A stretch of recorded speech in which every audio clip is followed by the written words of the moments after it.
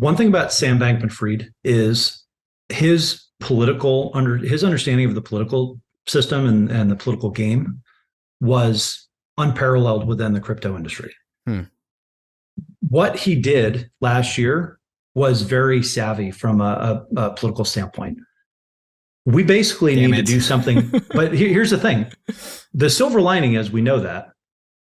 But we need to be better as an industry. And you need to run a very similar playbook, but with a decentralized base of contributors and a set of honest actors that have been in the trenches for years building for the sole reason that we actually believe in this tech and its potential to be a force for good. The $100 million fight for crypto in Washington, D.C. That's what Ryan Selkis, our next guest, feels like we need in order to take this battle to DC and to win. Some questions we had for him in this episode. Can we actually raise $100 million to fight for crypto in DC? What would that even look like? What would we spend this on? Is the US really the place we should fight? I thought crypto was international. Why do we need money in politics to fight this fight anyway? We talk about the window of opportunity to actually get this right. Ryan Selkis thinks we have a very narrow window in which to deploy these funds, or else we lose the opportunity. And then we get to Ryan's proposal for a new organization that he is creating to help win this fight in DC. David, this is the year of regulatory. It's 2023. I feel like that's been a major theme for the year, and that's why this episode is important. Yeah, it's been the year of bad regulatory guidance, bad regulatory oversight. And Ryan Selkis wants to make it the year of good regulatory oversight with what he is proposing here with the Digital Freedom Alliance. But before we get into that conversation with Ryan, I want to talk to you about ASYMETRIX protocol with our friends and sponsors at ASYMETRIX. If you are familiar with Pool Together, it's quite like that, except with ETH staking. So what does ASYMETRIX do? Is that just 4.5 to 5% ETH staking yield just too boring? How does anywhere between 0 and 999% sound? Because that is what you can get with ASYMETRIX. You put your Ether into ASYMETRIX, it stakes it into Lido with staked ETH, and then it distributes the yield not to you, but to just one lucky winner, which could be you, but it probably won't, but it might. And if it is you, you will get a lot of ETH. It's like 6 ETH right now. 6 ETH, to the lucky winner. Exactly. And so if you are just, if you want to just really play with your, the size of your winnings, again, either 0 or quite a lot, this is the place for you. This is called a prize linked savings account. So it's like a savings account, except instead of slow and steady yield, every once in a while, you get a prize. So there is a link in the show notes to get started with ASYMETRIX. It's bankless.cc/ASYMETRIX, or you can follow them at Twitter at ASYMETRIX_ETH. David, $100 million is pretty ambitious here, but Ryan makes a great case for why we need that much. What do you think of his plan? I think Bankless listeners who are going into this episode, I think the imagination that they could strike is like, hey, you know how good SBF was at playing the DC game? He was very good at it. He was a very, very effective. Sadly, he was a fraud. What if SBF was playing the game actually in line with crypto's interests?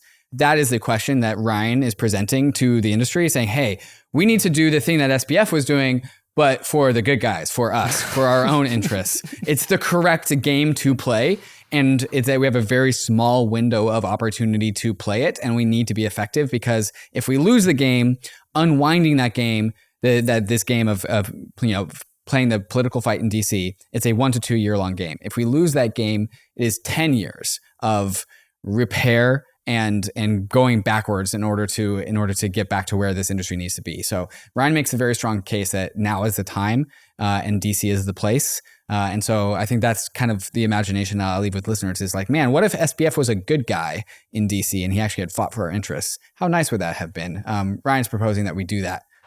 Sadly, a year or so late, but regardless, it's the right place to be. I think he makes a great case for that. And if you think that doing nothing is a viable strategy, I think you should listen to Ryan's case for why it's not a viable strategy, how doing nothing leads to more SBFs actually stepping in to DC and representing us in ways that we might not want to be represented. So we get into all of that today. Very important episode in 2023 and the current climate that we're in for sure. Guys, we're going to get right to the episode with Ryan Selkis. But before we do, we want to thank the sponsors that made this possible, including KRAKEN, our #1 recommended crypto exchange. KRAKEN Pro has easily become the best crypto trading platform in the industry. The place I use to check the charts and the crypto prices, even when I'm not looking to place a trade. On KRAKEN Pro, you'll have access to advanced charting tools, real-time market data, and lightning-fast trade execution, all inside their spiffy new modular interface. KRAKEN's new customizable modular layout lets you tailor your trading experience to suit your needs. Pick and choose your favorite modules and place them anywhere you want in your screen. With KRAKEN Pro, you have that power. Whether you are a seasoned pro or just starting out, join thousands of traders who trust KRAKEN Pro for their crypto trading needs. Visit pro.kraken.com to get started today.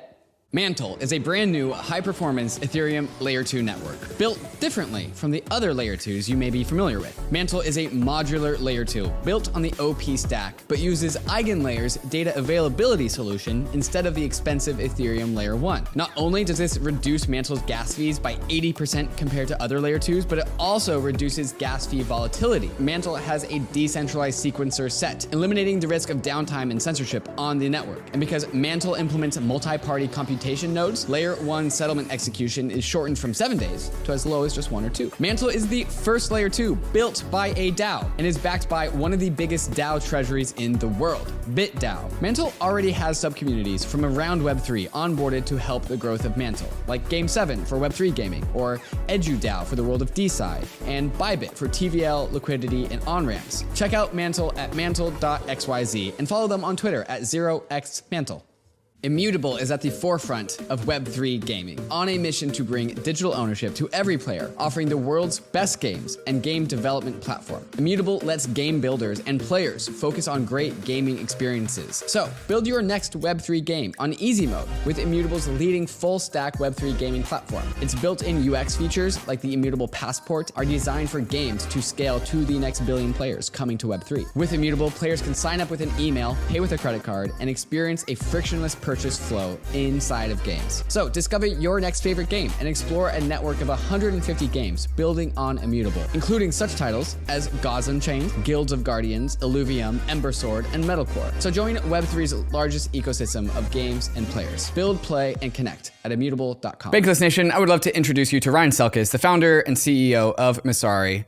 Also an outspoken political advocate for the crypto industry, which is in short supply these days. And he is here to propose something new for crypto's fight in Washington. Ryan, welcome back to Bankless. Always good to be here, guys. Hope you're holding up well. Ryan, are you picking a fight for us? A little bit. And you know me, I feel like I mix it up with different folks on different occasions throughout the years. This is year 10 for me within crypto. And I would like to think that at this point, my staying power and the fact that I'm still around and still have a few friends in the industry means that I've been picking smart fights over the years. And I think that this is just the most recent smart fight that is worth fighting down in DC. And a lot of it is damage control and just resetting the narrative post FTX collapse in November. I think we took a huge hit. I think DC moves slower and public sentiment moves slower than crypto does.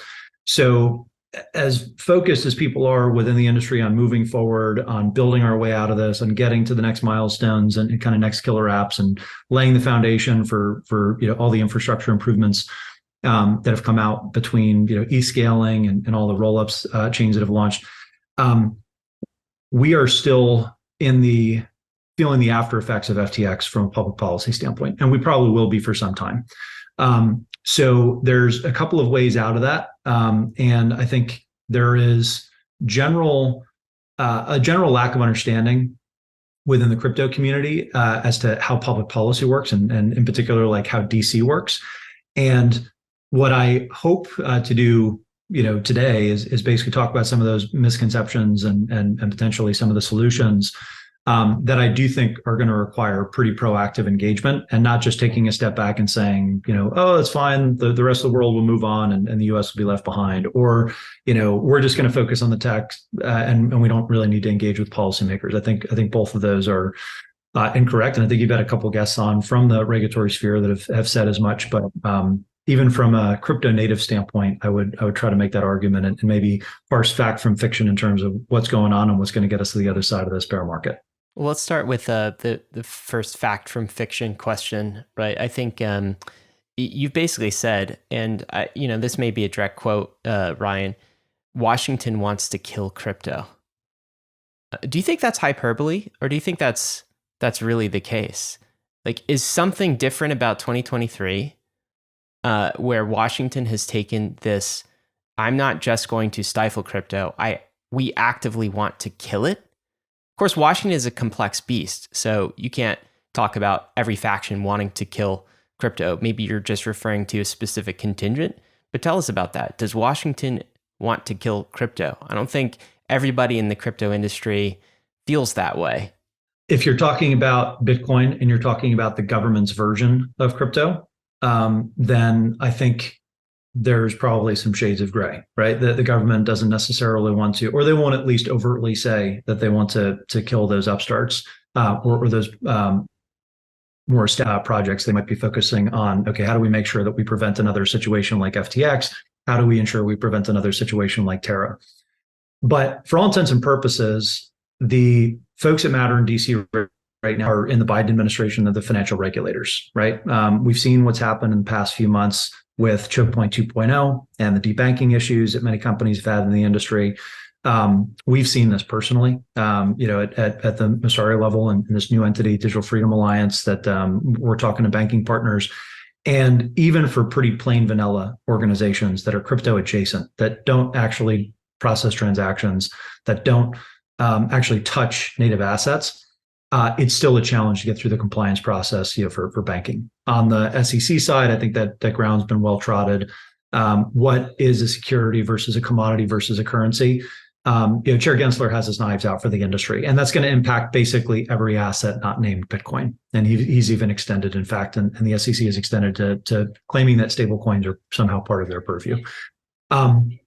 And then I think when you talk about the other miscellaneous regulators, whether you're talking about the Fed and Treasury, they'll talk about financial stability. They'll talk about national security. We don't have a lot of friends within the Biden administration right now. That's just the ground reality. To your point, Washington is not a monolith, right? There are folks on both sides of the aisle. There are folks in different generations, not just in terms of age, but in terms of experience and kind of like old school, new school, where do they come from politically, that are very mixed on crypto. And it is fairly split, or at least it seems like it's fairly split between what I'd call the ones and the fives, right? The ones being the Elizabeth Warrens of the world, the Brad Shermans of the world, that just want to outright kill this and recruit their anti-crypto army. Then there's the fives. Maybe that's the Tom Emmers, the Ro Khannas, the folks that are really good on and tempered in terms of thinking about how to regulate crypto.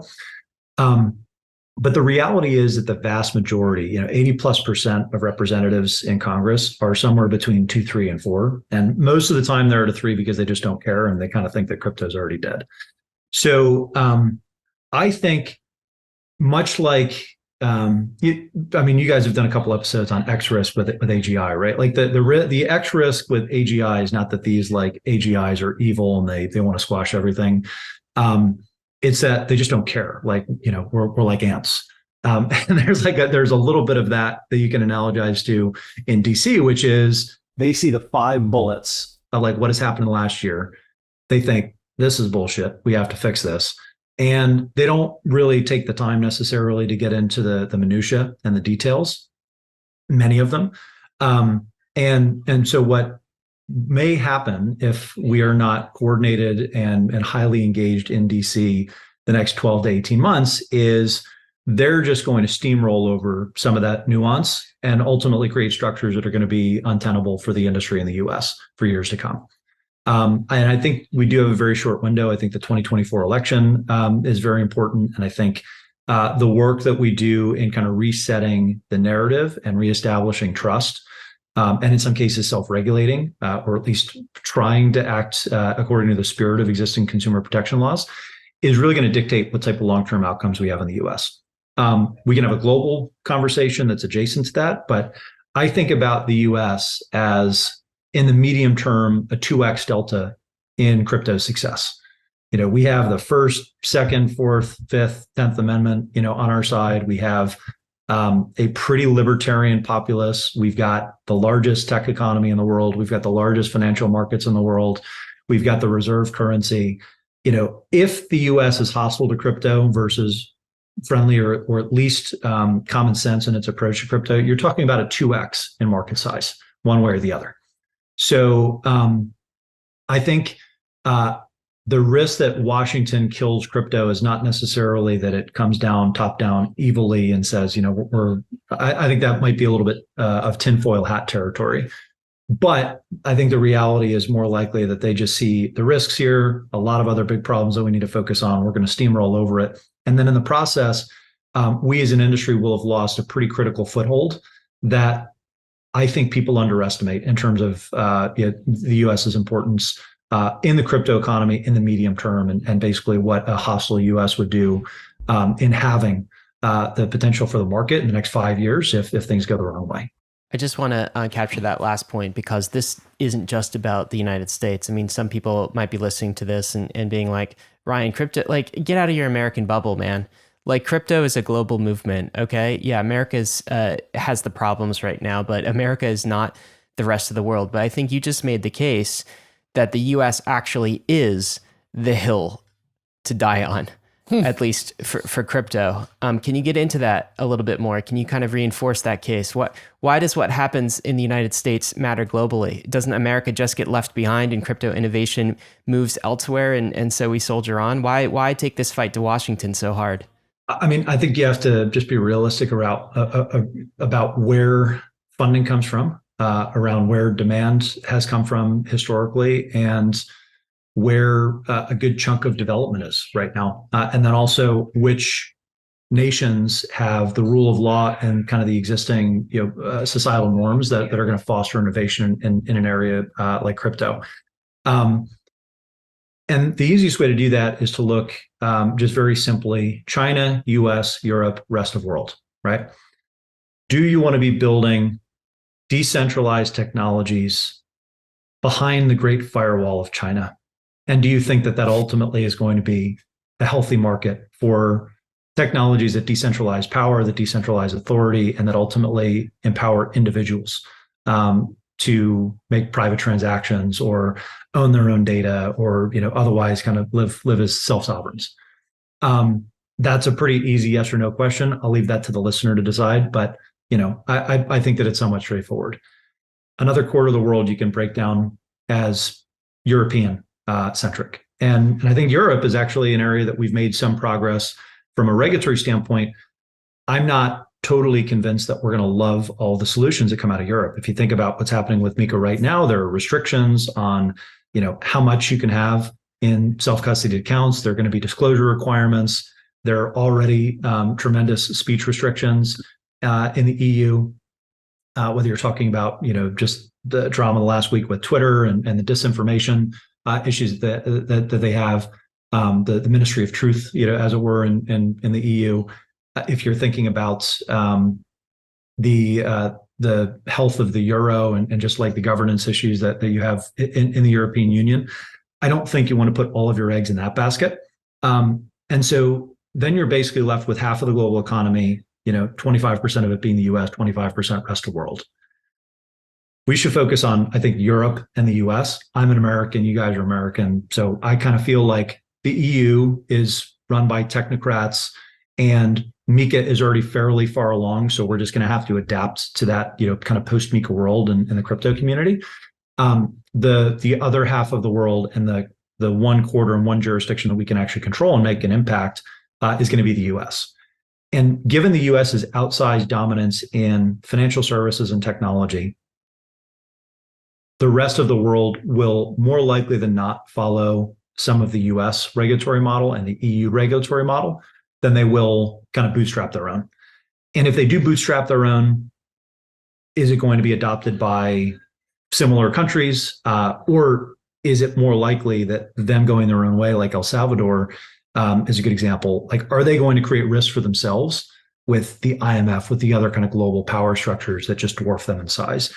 And I think that's a pretty hairy question that some emerging economies are going to have to wrap their heads around. Is, do we want to gravitate towards the US? Do we want to gravitate towards the EU? Do we want to gravitate towards, China? Like, whose meta rules are we ultimately going to think about playing by when it comes to international finance and tech? And And I think it will be the exception, not the rule, that smaller countries will go their own way. What you'll instead be left with is, some version of the US crypto rules or some version of the EU crypto rules or the Chinese crypto rules will ultimately be what are enacted by and large and that people follow internationally. So what we need to do is we need to make sure that the US is the most laissez-faire of those major three markets so that it can be, I think, a gravity well or a magnet for some of these other developing economies to adopt their models and ensure that we actually have the ability to build self-custody and advance some of these kind of new applications that we've been working on. I also want to just grab one other point. It also seems like there might be just a small window of opportunity in which to do this and get it done, because once legislation is in place, it's very difficult to kind of roll back. And we're seeing MiCA's in place. China already has its posture on crypto, which has basically been previously to ban it unless they reverse course. And now there's the US, which is still unwritten. The future is still unwritten here. But you can't imagine it going 5 years from now and still, like, the US hasn't weighed in on this crypto thing, right? Like, they're going to have to do something within the next 5 years. So that feels like there is a maybe shrinking window of opportunity to get something done and to do it well in the US. Would you agree with that? I think it's a very short window of opportunity. Sentiment is temporary, law is permanent. Right? It is very difficult to get old laws off the books. It's difficult to pass legislation. It's arguably even more difficult to repeal or alter existing laws. And you just think about how many years we've been talking about, hey, we need common sense frameworks in the US for crypto. The asset class has swollen to over $1 trillion in size. You have hundreds, over $100 billion of euro dollars that are digitized and traded on chain, and there's no federal legislation or really anything that's close to federal legislation right now on crypto. That is going to come to a head at some point, and it's either going to come to a head because the executive branch will seize control and basically do everything in its power to stamp out anything that isn't overtly regulated and doesn't fit within existing, regulatory norms and which is the policy. Default if legislation doesn't happen. Yep. And then there's bad legislation that would potentially cripple a lot of the industry. So we really need to thread the needle here in terms of getting good kind of narrow legislation that can eke out iterative progress. A couple of months ago, I had written a letter to a number of senators and congressmen just kind of laying out fact versus fiction, and also, what do we need to see in terms of a public policy framework that will help advance the industry and America's interest in being a dominant player within the crypto market for years to come. And for me, and I think most others, it kind of breaks down into three sub pieces of legislation. And one of the problems is everybody's trying to have this, universal theory of everything for crypto, and it's an emerging market that's just not going to happen right now. If instead we broke it into three pieces, perhaps stablecoins, market structure, which would basically be how do you handle exchanges and custodians, and then how do you handle the assets, right? So three different pieces. I think we could thread the needle and we could have really positive public policy frameworks in the US that foster innovation, that extend the dollar's dominance, because you continue to ensure that the US dollar and US dollar denominated stablecoins are the reserve currency for crypto. And you make sure that you safeguard investors and avoid blow-ups akin to FTX and many of the other issues that we saw largely internationally, right? And so I think the highest probability legislation that could be passed in the next couple of years would probably be around how do you regulate stablecoins and how do you regulate exchanges, custodians, and the like. And by the way, this is something that, with the DCCPA, the Stabenow-Boozman bill last year, there was a lot of noise around this. You had the famous debate between, Eric and Sam.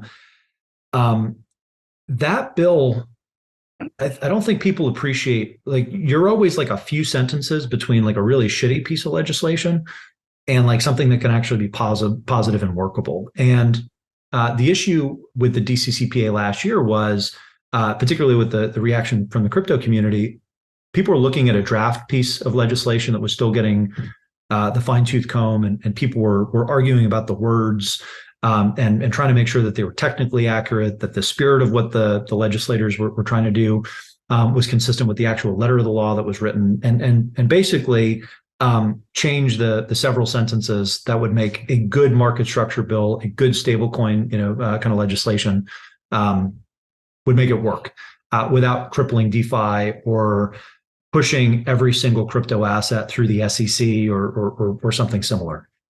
And we didn't get there for numerous reasons, not the least of which was, the events of November and FTX's collapse, I think, threw cold water on any forward progress that we had there. But I do think that there were core pieces of that legislation. There are core pieces of a couple of other pieces of legislation that have been sponsored by Tom Emmer and Chair McHenry and Maxine Waters. I think have good stablecoin legislation. These things aren't that far away, but some of the splits that we see, it takes time, energy, and attention to actually close those gaps. And that's what I think is working against us right now. Is, generally speaking, I think the Democrats are okay with the status quo because they feel like Gary Gensler and the financial regulators are clamping down on the industry and making sure that it can no longer do any harm. But some of the more forward-thinking legislators are trying to say, we would like to actually come to a compromise here. We'd like to set some clear guidelines. And we would also like to ensure that we're not just delegating public policy that's going to have a long-term economic impact to one man that's temporarily heading a regulatory agency and grabbing as much power as he possibly can. So, to come full circle, one of the reasons that I'm spending more time, and I'm sure we'll talk more about this maybe as a segue, but one of the reasons I'm spending more time kind of formally on public policy is how do we call attention to some of this overreach in a constructive way? And then how do we, advance our own narrative? So it's not just the crypto community, whining about getting regulated after all of the sins of 2022. That's just not going to play in DC. It's not going to play in Europe. It's not going to play anywhere. I think everybody recognizes that a redux of 2022 in a future market cycle is not a scenario that global policymakers are going to allow, and they will deputize anyone that they believe is going to prevent it. And right now, that's Chair Gensler, that's Chair Gruenberg from the FDIC to a certain extent through choke point, and a couple of the other regulators. So our only hope right now to actually make some forward progress between now and the 2024 election is a bipartisan stablecoin or market structure bill that solves some of these jurisdictional issues, or some changes and, in many cases, generation change in DC in the next 2024 election. So it's a long time to wait by crypto standards to feel like we're in a holding pattern. So I used to take consolation in that the idea that it's impossible to ban crypto. You only ban your citizens from accessing crypto. And if America was going to just shoot itself in the foot and ban crypto, then so be it. But I now take the perspective that America banning crypto is the fight, because if America leads by example and does great legislation and great leadership, and we as the crypto industry get to advocate for ourselves inside of Capitol Hill, inside of Washington, then the downstream net effects of that are significant.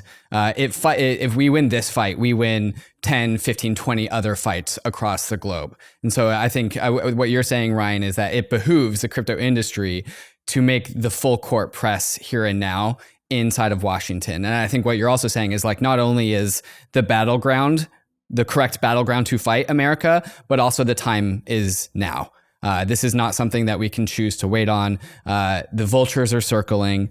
Decisions are going to be made in the next 2 years around those three things that you outlined: market structure, stablecoins, and the nature of assets. And so what you're saying is like, this is the moment for the crypto industry to make a full court press, because, like you said, laws tend to go one way. They get approved and then they don't get pulled back. And so my question to you is like, well, okay, great. I think we, at least part of the crypto industry would accept this. And that's why we have things like Coin Center and Blockchain Association and all the other crypto advocacy groups in Capitol Hill. So what are you proposing that's different? What are you coming to the table with that is unique from all the other efforts that we've already had in this crypto industry? Great question. So I think a lot of these other organizations are doing great work. And they will be the first ones to say where there are gaps in the market today. So taking a step back, and then I'll drill down into what we're doing with Digital Freedom Alliance, this new 501c4 that we just started. In order to win over the next 18 months, hold the line, advance some positive narratives of the industry, potentially advance some positive legislation, and continue to elect More pro-crypto members of Congress. what we're going to need is around $100 million of total spend, right, for that campaign. 100 million. Yeah. And I think we're probably about a third of the way funded to that. Because if you think about the annual, if you think about the annual budgets of not the organization I'm talking about the top down, right? Okay. The top down approach, right?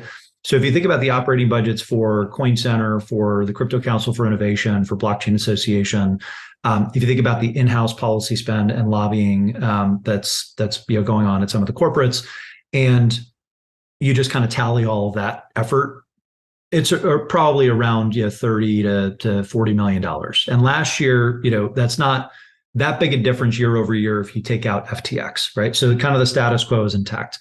So But then just to drive that point home, the crypto industry spends about $30 to $40 million in advocacy in Capitol Hill, is what you're saying collectively. I would say last, post-infrastructure bill, I think, we got up to that level. So last year, I'd say that's about the right number. I think this year is probably similar. And the way that breaks down, ideally, that 100 million, you have the status quo with the trade associations and the advocacy groups that are just doing like the shoe leather lobbying, right? They're meeting with members, they're trying to educate members about what is DeFi, what is self-custody, how does the tech work, why are these things important, how does this already fit in some cases into the current public policy framework and regulatory framework. And it really historically has been, I'd say 90+% education and advocacy, right? And I think that's really important because you're talking about a novel tech and you're talking about, why should you care about this? Why is it important for American competitiveness? Why is this good for consumers? And basically, painting the picture of, okay, what does the world look like in 5-10 years if we can allow these technologies to thrive, but also safeguard consumers and individuals? And what does it look like if we just push everything offshore, which is kind of the current direction? So that's basically like education advocacy and kind of tech 101. And when you say education advocacy, you're talking about education to political leaders, to regulators. This is not educate to lawmakers specifically. Exactly. Two lawmakers, two folks in Washington, D.C. Another prong that has emerged that is sometimes bucket of what the trade associations or groups like Coin Center will do is litigation finance. And this is essentially just like holding the line and challenging some of the overreach that we've seen from the financial regulators, right? You can probably put another $10 to $15 million in that bucket, but some of the cases like Ripple's own case are orders of magnitude more expensive than that. But there's probably about, half dozen to a dozen cases, all of which are going to cost, probably on average about $1 million because they're smaller scale. Just to actually hold the line and check the overreach of some of these regulators and basically call balls and strikes or try to avoid negative precedents just because people aren't paying attention, right? So a good example would be the Wahi case with Coinbase and all the briefs that you saw from friendly entities and from some of the pro bono work that came in from different groups to actually challenge some of the claims that the regulators were making in that case so that it didn't create poor precedent and push us further in the direction of, okay, this is tech that should, be treated as, securities issuance technology and everything should kind of fall in the SEC's bucket. Right. This is just like the trench warfare of court battles, the Tornado Cash versus OFAC court cases come to mind as well. Exactly. So I'd say collectively, this is probably like half the battle. The other half is campaign finance, which I'll talk about in a minute. But of that, you call it 50 million. There is, I think, one really important gap in the market, which is in messaging, message testing, paid advertisements, just general campaigning for crypto and changing our negatives from like 9-1 in the mainstream media or in DC, maybe to 3-1 or 2-1, right? So just getting more of the pro crypto voices out there, muting some of the most outrageous FUD-inducing claims that we see on a day-to-day basis about how crypto is used for all these illicit activities, or only people have only lost their shirts with this tech. It's not really good for anything. It hasn't really hit any mainstream scale. We need to counter some of those narratives and have actually polling data and message testing that is going to help advance our narrative with those right audiences, and then just saturate them with it. Part of it is storytelling. So like research-driven pro-crypto messaging that we first research and then broadcast to the right people. Exactly. And it's talking points for kind of mainstream media surrogates. It's actually just understanding like what language works with policymakers, whether they're a 1 or a 4, whether they're a Democrat or Republican, and making sure that we stick to some type of campaign message, right? You always hear political campaigns talk about staying on message. An advocacy organization like Digital Freedom Alliance, this is all we're going to be doing, is messaging, coordination, grassroots engagement, and helping tell the story of crypto and then saturate DC with that story. Everything that we're doing right now has to be about staying on message, as if you think about crypto as like the candidate, right? The crypto campaign needs to stay on message, and we need to talk about American competitiveness. We need to talk about tech innovation and what that has done for our economy, long term. We need to talk about the threats to the dollar and to our international dominance of financial services if we push this technology offshore, and kind of 3 to 5 kind of bulleted messages that are going to resonate on both sides of the aisle, and we're actually going to be able to make a positive impact. And we also need to turn this into a campaign issue. So out of the messaging focused advocacy groups, I'd say we're lacking that right now, in terms of like a single group that's going to coordinate, shouting into the megaphone and really kind of nailing messages that work. Coin Center does a great job of this with a very narrow set of issues. So privacy, software developer rights, the case for Bitcoin, and generally are following a pretty disciplined approach towards protecting constitutional rights of crypto users in the U.S. I think about Coin Center almost like the Night's Watch, right? To use the Game of Thrones comparison, right? They're at the wall defending some of the big constitutional issues where any encroachment over that line is breaking some law or some norm, and they're the first line of defense in terms of calling that out and actually actively fighting that in the courts. We don't really have an organization right now that's focused on like the fight for King's Landing, which is really like the muck of DC and the political campaigning that I think is required to make anti-crypto policy politically damaging for our biggest opponents or their allies, and to make pro-crypto advocacy something that is going to be rewarded at the ballot box, right? So there's on one side of the wall a messaging campaign that goes around that. And then on the other side, we're talking about actual hard money that's going to go into electing pro-crypto politicians. So out of that $100 million general campaign that we're talking about $50 million is going to messaging, advocacy, lobbying, litigation finance, where you're fighting and you're making the case for crypto with the existing incumbents.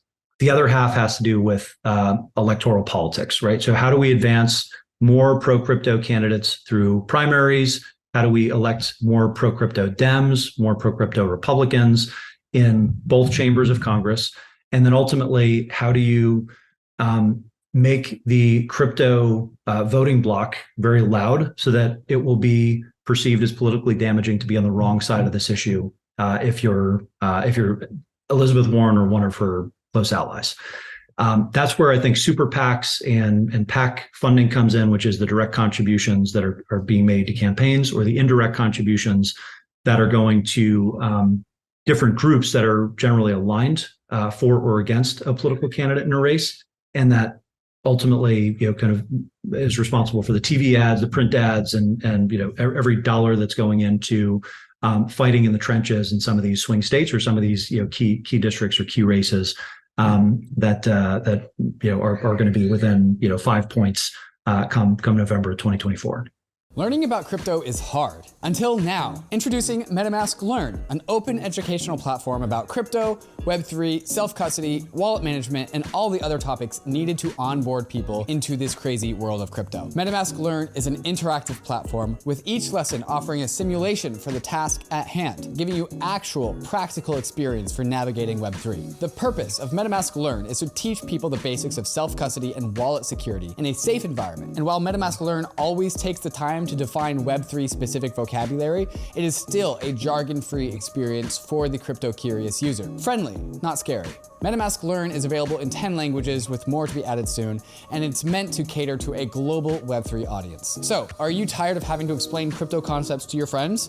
Go to learn.metamask.io and add MetaMask Learn to your guides to get onboarded into the world of Web3. Hiring people worldwide, paying them in crypto, providing them access to benefits, it all's so complex. But it doesn't have to be. Complying with labor laws, payroll rules, tax obligations, and crypto regulations in every country that you employ someone is difficult, time-consuming, manual, and costly. And it's drawing more and more attention from regulators and governments. But there is good news. TOKU is here. TOKU is the first employment and compensation platform for the crypto industry that makes this easy. TOKU helps you hire employees or contractors and pay them in fiat or crypto legally, compliantly, and with all the taxes handled in over 100 different jurisdictions. So whether you're an early stage company with just a team of 2 or you're an enterprise with 200, TOKU has a solution that meets your needs. TOKU is already working with the leading companies in the space: Protocol Labs, Hedera, Gitcoin, and many more. So transform your employment and token payroll operations with TOKU. You can reach out to TOKU at toku.com/bankless or click the link in the show notes. Introducing ETHX from STADER. ETHX is a liquid staking token designed to maximize rewards, all while securing Ethereum. With STADER, you can run an Ethereum node with just 4 ETH, an 85% lower capital requirement versus the 32 ETH required for solo staking. With STADER's 4 ETH nodes, you can get a 35% average higher yield, since you charge fees to those who use your node to stake their ETH. By running a node with STADER, the ETHX staking derivative token can get minted on your validators and can flow into the world of DeFi, which STADER is actively building integrations and partnerships into to increase the utility of ETHX. STADER allows for both permissioned and permissionless nodes to join the network, maximizing its potential scalability for ETHX, while preserving the values of decentralization and openness behind its liquid staking token. Go to staderlabs.com/ETH and sign up to get access to the STADER staking protocol. ARBITRUM 1 is pioneering the world of secure Ethereum scalability and is continuing to accelerate the Web3 landscape. Hundreds of projects have already deployed on ARBITRUM 1, producing flourishing DeFi and NFT ecosystems. With the recent addition of ARBITRUM Nova, gaming and social dApps like Reddit are also now calling ARBITRUM home. Both ARBITRUM 1 and Nova leverage the security and decentralization of Ethereum and provide a builder experience that's intuitive, familiar, and fully EVM compatible. On Arbitrum, both builders and users will experience faster transaction speeds with significantly lower gas fees. With Arbitrum's recent migration to Arbitrum Nitro, it's also now 10 times faster than before. Visit arbitrum.io, where you can join the community, dive into the developer docs, bridge your assets, and start building your first dApp. With Arbitrum, experience Web3 development the way it was meant to be: secure, fast, cheap, and friction-free. So Ryan, I'm not super tapped into the world of politics and lobbying and fighting on Capitol Hill, but I feel like everything that you said is more or less like a known science to the outside of the crypto industry. I think maybe inside of the crypto industry, we're like, it doesn't matter. It's a global movement. We'll get there eventually. Don't worry about the milieu of Capitol Hill fights. But we've already passed that part in the conversation where we've established that now is the time and Washington, D.C. is the place. But this is like a known science, right? We're not inventing anything new here. This is what other industries do. I think perhaps what you're suggesting is like, oh, we're doing a great job in more narrow efforts to fight the fight for crypto. But I think you're just saying, hey, let's zoom out, let's get bigger, and let's be more strategic with how we advocate for our industry and copy the strategies that other industries have employed for decades. Is that a fair summary? One thing about Sam Bankman-Fried is his understanding of the political system and the political game was unparalleled within the crypto industry. What he did last year was very savvy from a political standpoint. We basically need to do something. But here's the thing. The silver lining is we know that. But we need to be better as an industry, and you need to run a very similar playbook, but with a decentralized base of contributors and a set of honest actors that have been in the trenches for years, building for the sole reason that we actually believe in this tech and its potential to be a force for good. Who could Ryan, that be? Who could that be, Ryan? Okay, so SBF totally got it right. Well, we got three of them on the call. So I don't know. That's ambitious for me. But like, okay, SBF was playing the right game, and he was maybe one of the first people in crypto to actually start playing that game. And by the way, people who didn't understand this game, like zoom out and they look at, oh my God, how far he got so fast. Right? It's like amazing what you can do if you play the game and you play it well. And you're saying that we need better, honest, good actors rather than sending our worst to DC, SBF, a literal fraudster. We need to send the right people to DC. We need to have good leadership here. And also, we need to keep it decentralized and accountable as well. But that is the game that he played. We need to play a similar game. That's what you're saying. I think so. I mean, he had all of the prongs to that campaign, but we can't do it the same way that he went about it, obviously, right? I mean, I think the crypto brand is pretty tarnished from a lot of folks that are not true believers of the tech within DC. You know, he gave money to so many people, and he put so many people in a bad place politically, or he made them look silly, or, you know, the one rule I think we should learn as an industry is don't embarrass your friends in DC. And he just was a nuclear bomb that went off in DC based on the amount of time that he was spending there with members, with staff. He embarrassed everybody. But we think about it as like he embarrassed us, which is true, but he also embarrassed a lot of folks in DC. And I think led folks that we were making progress with to clam up. And so part of the job that we need to do as an ecosystem, and again, going back to the messaging, is we need to advance some of the true narratives of crypto, not the woke shibboleths or whatever he called them, you know, when he thought he was off the record, basically him just blowing smoke to key members in both parties when he was meeting with them. But we need to actually narrow in on like, what are the true bipartisan messages that we just need to focus on and like show the impact of, and just browbeat the DC establishment into understanding over the course of the next 18 months. And I think the narrative development there is very often understated because we have a decentralized community. So, okay, who is going to elect like one spoken representative for this entire like decentralized community? You know, why would we play the DC game when we can just opt out and build in all these different pockets? Let Ripple fight their case, let Coinbase fight their cases, let whoever kind of, fights their individual battles, and we'll just engage in trench warfare from all these different corners of the industry.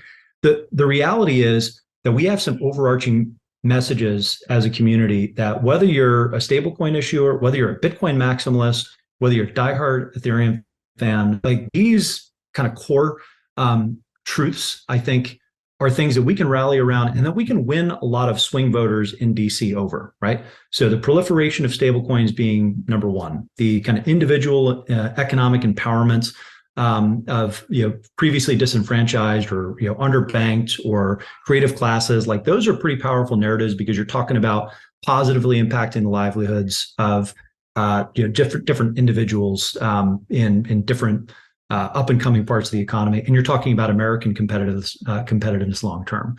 And then the last is just the rule of law, right? So I think we lost some of the moral high ground when it comes to use cases and the case for crypto and like this is going to change the world last year, just because that's what happens when you go from a bull to a bear cycle. The one thing that we really have right now is the Constitution and the rule of law on our side. And some of the overreach that we've seen from the regulatory state is so egregious that we just need to be able to wrap those stories in a tight narrative and actually saturate DC with some of these stories and help people understand even what the issue is that we're fighting against. Because I think a lot of members and a lot of their staffs just don't understand what's going on with debanking, what's going on with the SEC's kind of double speak when it comes to regulation, and the fact that it essentially amounts to a shadow ban of the industry.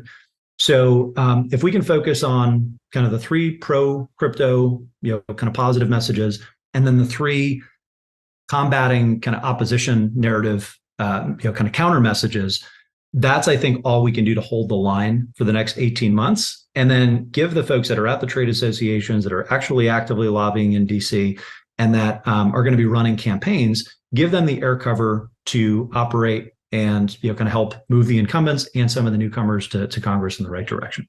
This marketing piece, I think, is going to be important, not just from like a single entity, but hopefully some of the research that we put out is going to help folks like you, is going to help folks when they're meeting with members, is going to help folks when they're on mainstream media outlets, triangulate on the things that they know have a 30-point net favorable rating when it comes to talking points, right? So maybe we don't want to say, hey, anyone in the world should be able to use crypto, regardless of whether they're on the sanctions list. Like, that's not a smart narrative, right? Sure. I love some of the libertarians in the industry, not a smart narrative. But if you want to talk about the dollar's dominance and the benefits of a US dollar denominated stablecoin versus the Chinese digital yuan from a competitiveness standpoint, or from a US CBDC, from a surveillance standpoint, that's a pretty good narrative to rally around and say, there are pretty common sense solutions here. We're this close.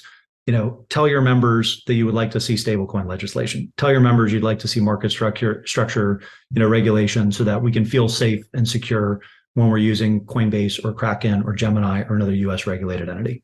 If we get it right, this could be very powerful. This is the reason, DC listened to SBF and not someone like Eric Voorhees, even though we wish he would listen to an Eric Voorhees sometimes. You have to kind of massage the message here. And so I want to make sure that people hear the punchline, because this is so important. So you and the Digital Freedom Alliance, the DFA, this is a new organization that you're helping to form, are raising between $100 million or above to $125 million, I believe. That's kind of the range. That feels like a lot of money, maybe, but I don't know how it compares to other organizations doing this. You're raising that in order to put this structure in place and do things that the coin centers and the blockchain associations aren't doing. They're kind of manning the wall. They're the Night's Watch, but there's all sorts of political activity that we need to have, that we need to coordinate around if we actually want to win during this very narrow window of opportunity. So what do you call this thing, Ryan? Is this like a PAC? Is this like a super PAC? And by the way, are we trying to influence lawmakers here? Are we doing kind of the PAC game of like, we're running commercials to voters? And we're talking about like the virtues of crypto, and we have kind of talking points around that. Anyway, I want to make sure you kind of nail the point of what you're actually doing, because this is beyond talk. This is not you just standing up here and getting on the Bankless podcast and saying, "Hey guys, we need to do more stuff." You're actually organizing it. You got the outlet. So what are you going to do with $100 million? I'm not going to do anything with $100 million. So the Digital Freedom Alliance is going to raise probably about 5 to 10 of that, right? And our ability to actually execute against the roadmap that we have on the messaging side, we can do a lot with 5 million or so, and then it scales up from there. And basically, the variance is how much messaging and how many kind of paid campaigns are we able to run, and how many different kind of areas are we able to move swing voters in DC and kind of move sentiment in kind of mainstream media outlets. It's a marketing machine, right? Dollars in equals, some outcome on the other side of that from a brand and a favorable standpoint. The 100 to 125 million, I think, is what it costs to run like this multifaceted campaign. So DFA, I think, is on one side of the wall, one of the missing ingredients, maybe the missing ingredient from an education advocacy standpoint. Coin Center and DFA are kind of like yin and yang. I'd say Coin Center is very focused on the constitutional issues, whereas we want to focus on the messaging issues that are actually going to change public sentiment and DC sentiment. All the other trade associations are responsible for lobbying and thinking about what are legislative solutions that are going to work, that are going to get some bipartisan support and then potentially get enacted into law. They're also the ones that are engaging directly with regulators through rulemaking and helping them understand how crypto can fit into existing regulatory structures in the meantime before we have clear legislative guidance. The other 50% of that, so the other 50 plus, 75 million, that's where the PAC and the super PAC funding come in. And that's the electoral finance side of this equation. What I have said is I want to spend time on this only because I've already spent time on this the last 2 years. Basically, ever since the infrastructure bill, as you know, I've been more outspoken. I've spent more time with these policy groups. And so I know the executives and their policy teams pretty well. What I'm trying to wake other executives and investors up to in the industry is the need to make this investment and to basically like 2 to 3x the investment that we currently have, which is the first comment that we made, about 30 to 40 million, and where we need to be, which is closer to 100, 125 million. A good chunk of that is going to come on the political giving side, actually supporting financially the pro-crypto members of Congress that have been very good on the issues. They've dug deep.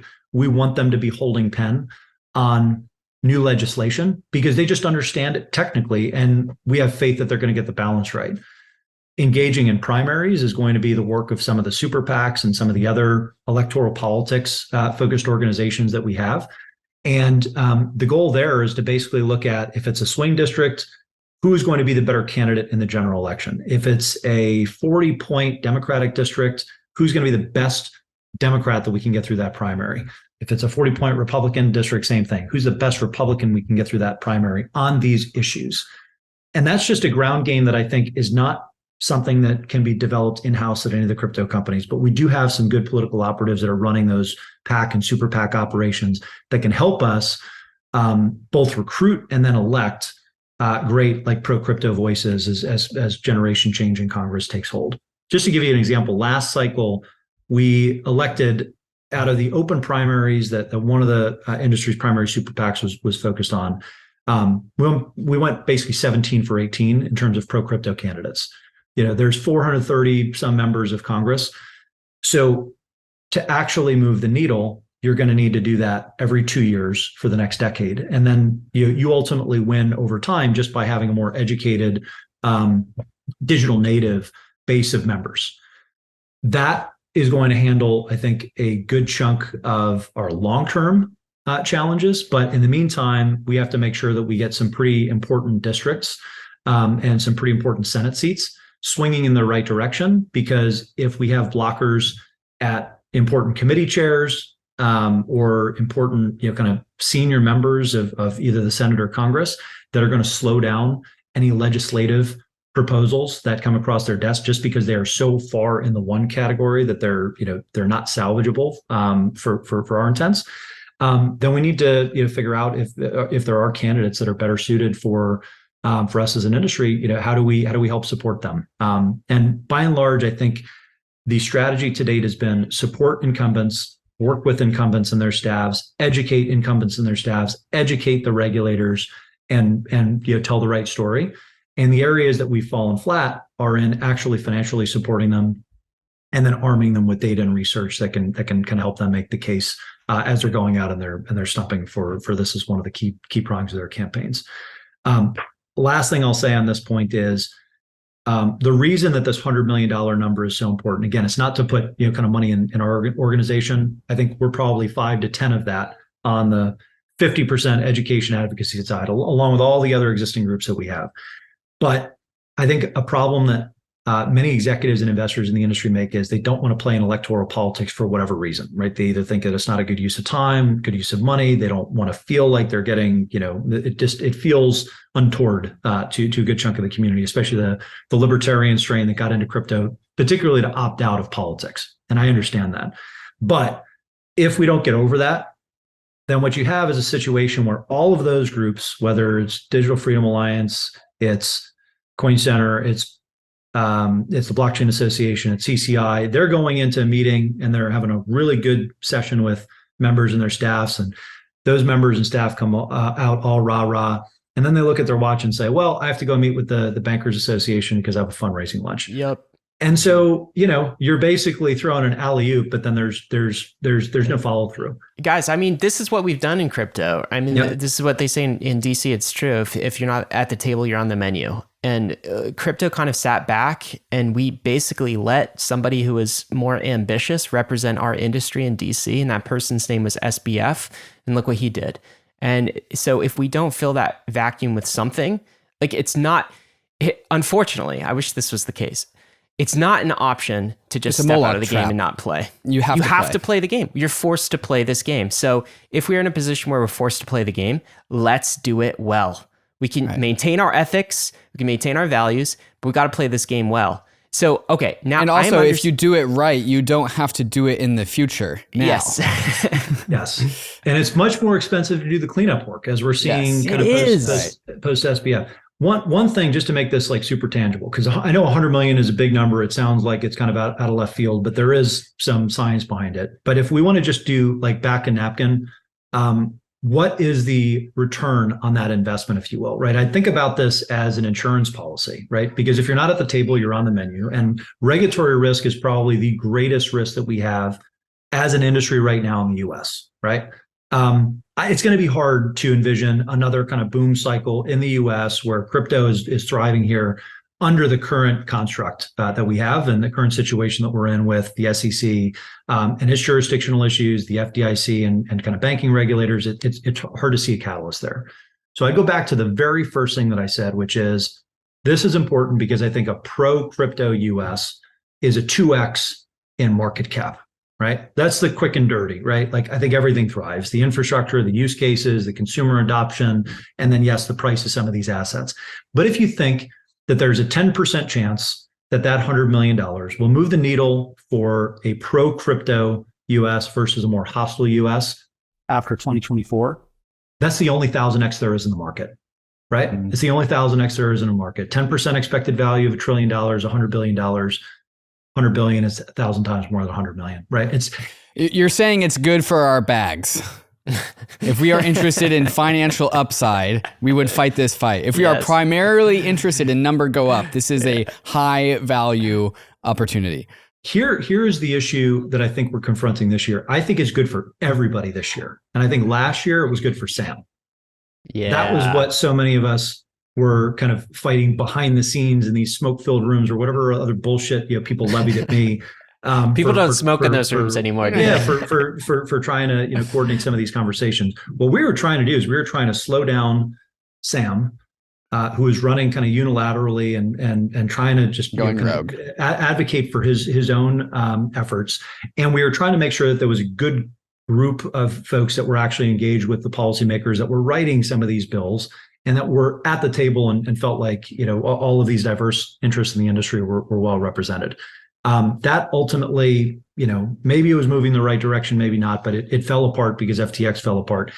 And so now we're kind of back to square one, where can we get the honest brokers in the industry, the people that have been here for years, the people that didn't just pump and dump on their followers, the folks that actually believe that triple entry accounting, to be as boring as that is, right? But triple entry accounting is such a profound technical innovation in an era of declining institutional trust that this is worth protecting at all costs, right? And I think that has to be at least a quarter, if not half of the focus for any serious executive or investor in the industry right now, because the cost of getting it wrong long term is so damaging and just stunts our potential to such an extraordinary degree that we just can't afford to risk it. So I think I've been enthused by my conversations with other founders, with other investors, but it's a tough market, right? It's tough to make this pitch in a declining market. And it's tough to feel like we're trying to squeeze blood from a stone.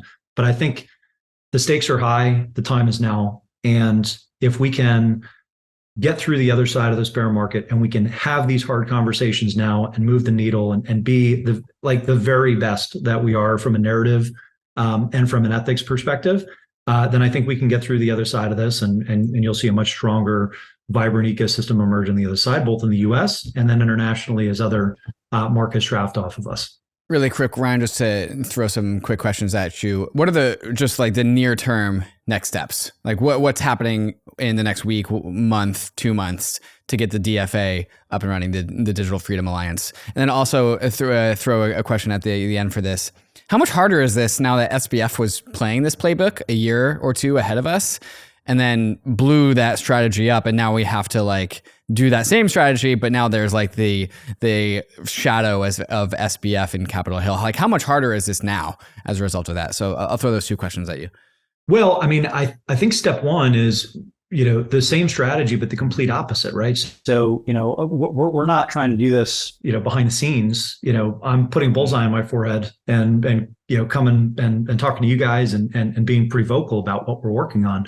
So it's hidden in plain sight. But I think the reason that we should be a little bit more transparent is that's what the industry is based on. And that's ultimately the only way that we're going to get to the other side of this FTX drama.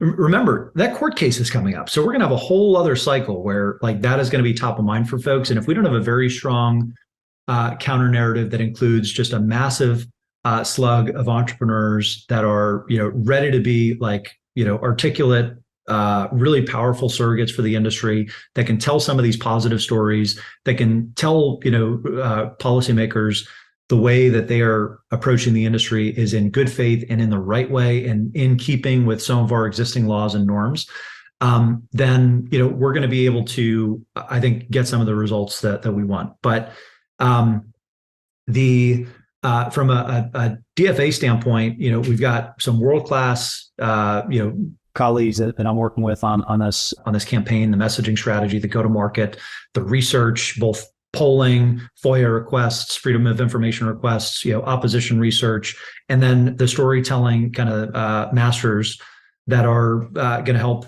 package this in a digest that's going to be accessible for people that might not otherwise have time, given all their competing priorities in DC, to fully digest what's going on with layer 2s and what's the new hot NFT project. None of that really matters. We have to abstract all that away and kind of just focus on some of these core issues. That's great. I mean, no question, we need to do this work. So to summarize all of this, Ryan, your message today is crypto needs to get going on this right now. This is the time is really now. We're spending maybe 30 million a year collectively on the crypto policy machine, and we need to 3 to 4x that investment across the industry. So we need to get to between 100 and 125 million.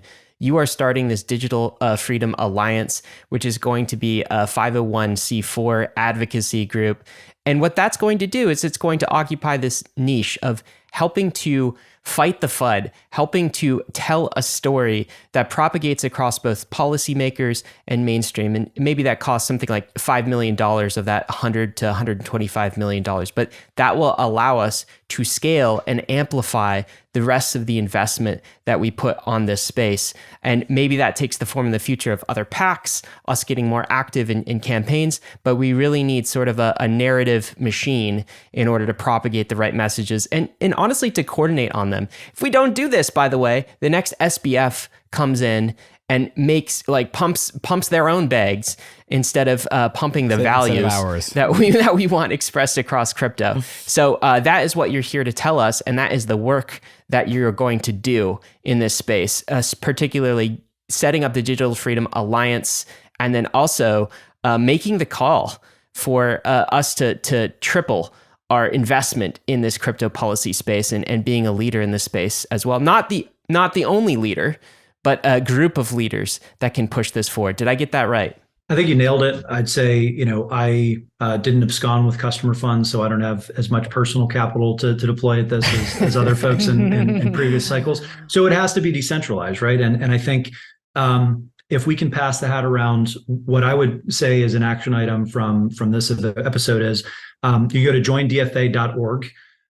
If you want to learn more about what we're working on, and then you want to find ways to get involved. The first bit of fundraising that I'm doing is for that first 5 million. We'll ultimately open it up for public contributions in the next couple of months. But if you want to subscribe for updates, we've got a Substack that you can subscribe to on the joindfa.org website. And if you're an executive in the industry and you or your company would like to contribute to this $100 million campaign and you're just flying blind and you don't even know where to start, what I've volunteered is that if you're ready to spend serious time and money, I will pick up the phone and try to help orient you towards which groups need this capital the most, right? So I think we need to continue funding CCI, Blockchain Association, Coin Center. I can make the case for why the Digital Freedom Alliance is a really important prong of that side of the equation. And then I think we also need to make sure that those that have done really well in the last couple of cycles are funding the PAC and super PAC efforts so that we actually make long-term and medium-term change in Congress that Is going to set us up for long-term success and not just this perpetual firefighting that we've been doing the last year or so. That's great, Ryan. We'll end it there, and we'll leave a link in the show notes. It's been awesome to have you on. Thank you so much. Thank you for doing this too. Apparently, we need it. Thank you, guys.